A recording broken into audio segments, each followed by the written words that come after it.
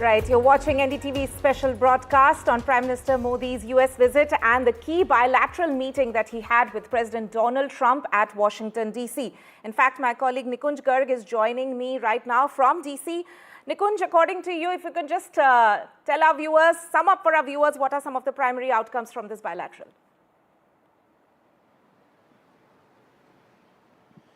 Well, Tanima, one thing one has to say to begin with, that the camaraderie, the bonhomie, the relationship strength at the personal level that has been so spoken about in various quarters, from commentators to journalists to politicians to other observers of this relationship for long term, that was fully at display right at the moment they entered the Oval Office.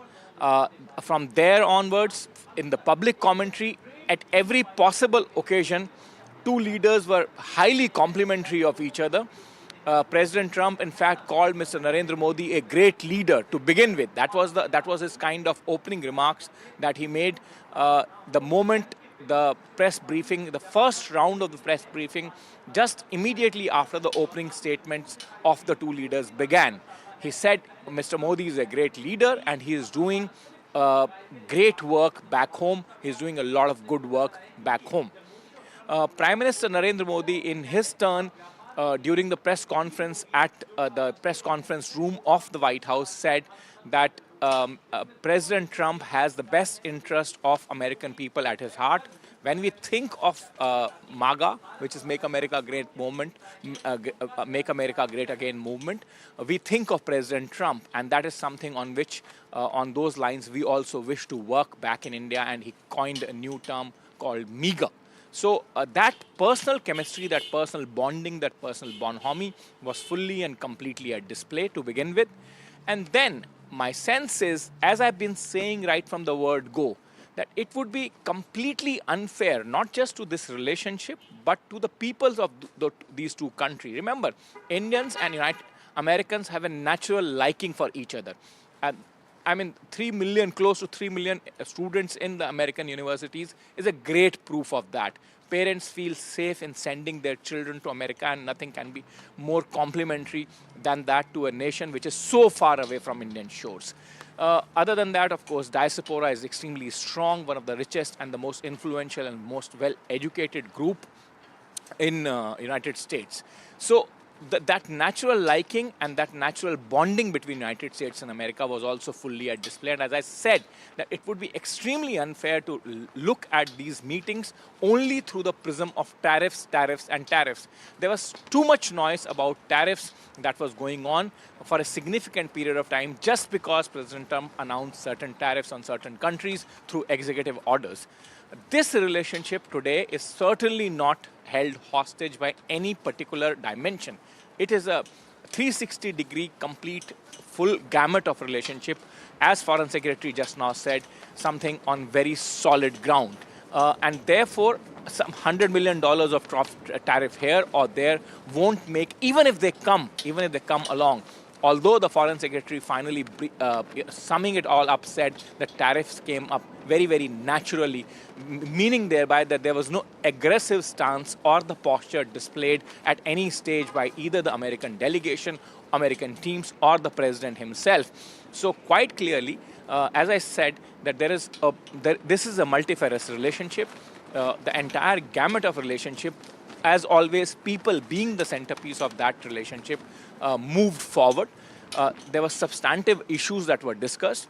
Issues related to trade deficit, of course, is an important point. At this point in time of the Trump administration, as it takes shape, and Mr. Donald Trump carries on from his campaign promises made to the American people.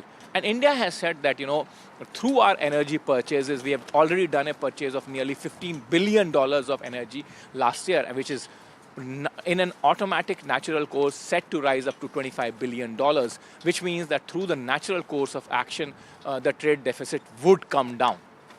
Other than that, my sense is that on illegal migration, on legal migration, on H-1B visas, on extradition of a key Mumbai 2611 plotter, Tahawwur Rana, significant progress has been made. Significant progress has also been made in terms of deepening the ties by India opening 2 new consulates in Boston and Los Angeles, which means India's presence in the United States of America would now be the largest diplomatic presence India has in any country of the world, and also any other country having that kind of presence in the United States of America. Tanema? Right, Nikunj Garg there reporting live from Washington, D.C. Thank you so much. Appreciate you joining us from there. I'm also joined on the broadcast by Congressman Rich McCormick. He is the congressman for Georgia's 7th District. Congressman McCormick, thank you so much for speaking to us here on NDTV. You know, we, of course, had lengthy discussions on what were some of the key takeaways for India, but for the world, how are you viewing, especially from the U.S., this big visit by Prime Minister Modi? Well, first of all, it shows what important partners we are in the strategic alliance going forward. That region of the world that has 70% of the world's population, which about 70% of the world's wealth travels through those corridors, where you have huge military presences in both countries, in China, in India. Of course, you have a nuclear peer in Pakistan. Just having somebody in that region that sees the world very similarly, who has a constitution that's very similar, who has aspirations to be the 3rd largest economy in the world in the next 5 years. Someone who could be a great trading partner, someone who could buy military equipment from us, someone who can really become so close and really become allies so that we can protect each other into the future and really progress together. Congressman McCormick, how do you think, India should be viewing? Of course, it was a good meeting. That's been the general view for everybody who has, in fact, talked to us after the bilateral as well as the joint statement that we heard from both leaders. But how do you think India should view Trump 2.0 government? We are, of course, interested, as our the Foreign Affairs Ministry spokesperson also said, in terms of progressing naturally from the first era of the Trump government now to this one. But, we've seen a more aggressive stance being taken by President Trump on many fronts, of course. So, according to you, how should India be viewing the current U.S. government and the engagements that we can have in the near future? Sure. Well, let's talk about what's the same first.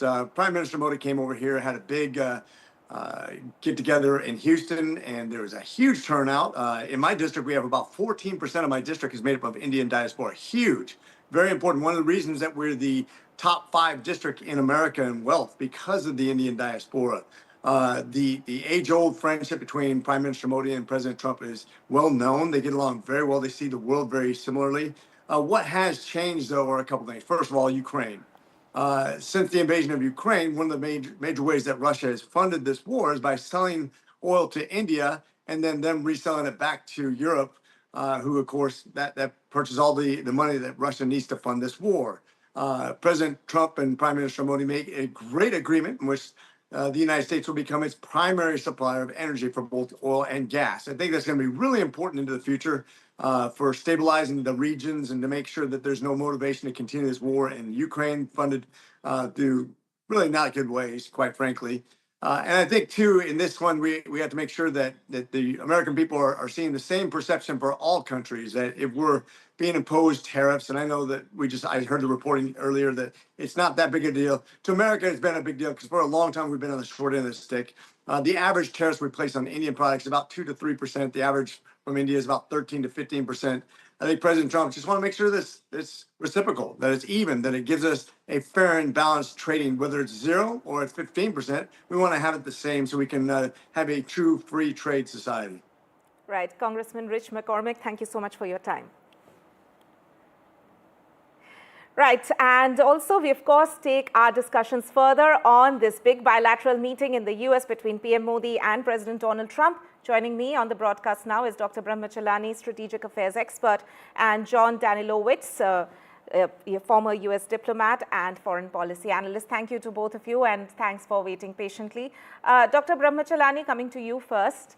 There's a general consensus that this was a very positive meeting for India. So do you think that this was the best outcome in a way that the Indian contingent could have hoped for, that Prime Minister Modi could have hoped for after these meetings are now concluded?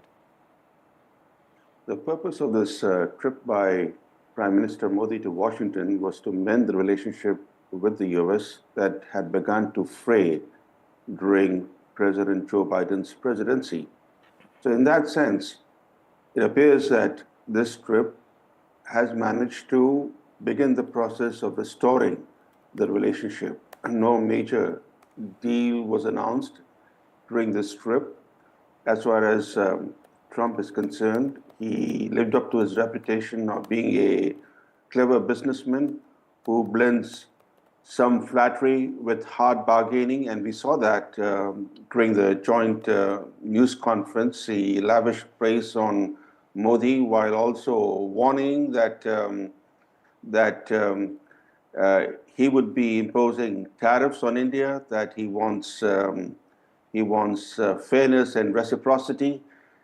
So all that was on display. But I think overall, this visit by Modi should begin the process of restoring the momentum in the US-India relationship. Right. John Danilowicz, let's hear from you. What are your thoughts on the meeting?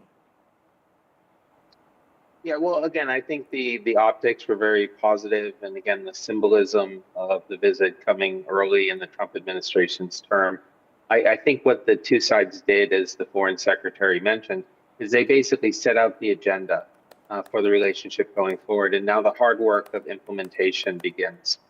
Teams from both sides will be meeting over the coming weeks and months to try to put some flesh on this skeleton that the two leaders outlined.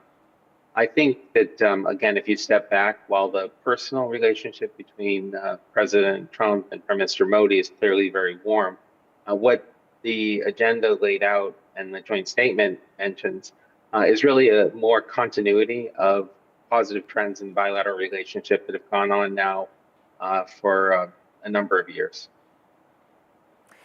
All right.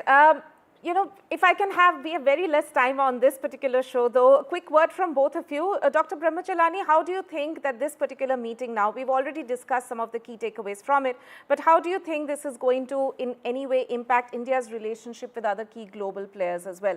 As we know, the Russia-Ukraine war was also discussed. Trump is seeking to end the Ukraine war. That war has had an impact across the world. It has helped fuel rise in prices. Oil prices, food prices have gone up across the world. So ending that war is good news for the world. It's also good news for the US-India relationship, because the differences between the Biden administration and the Modi government actually came to the surface after the Russian invasion of Ukraine. In terms of the US-India economic relationship, India is the only Asian economy that trades more with the US than with China. Other Asian economies, they have China as the main trading partner. For India, another thing significant is that the US is the only major economy with which India has a trade surplus. India has an overall trade deficit with the rest of the world. Now, India is under pressure to drastically reduce its trade surplus with the US. The question is how? Trump made clear that he wants India to buy more American hydrocarbons and more American weapons. Mm-hmm. That is exactly what he sought to do in his first term. And India's imports of American oil and petroleum products during Trump's first term went up very sharply. From 2019, for 4 years in a row, right, there was a spike in Indian imports of American hydrocarbons. The thing is that hydrocarbons and weapons, plus gems, they dominate the US-India trade. And India is already the world's largest importer of weapons. So there isn't much room for India to keep buying more American weapons and more American hydrocarbons. But the big challenge for India would be to find ways to reduce its trade surplus with the US. Right. Quickly, John Danilowicz, your thoughts on this? Sure. So clearly, the Trump administration has signaled the priority it's going to place on the Indo-Pacific and the competition with China. For this reason, the U.S. is trying to wrap up or to minimize its engagement in Europe and the Middle East.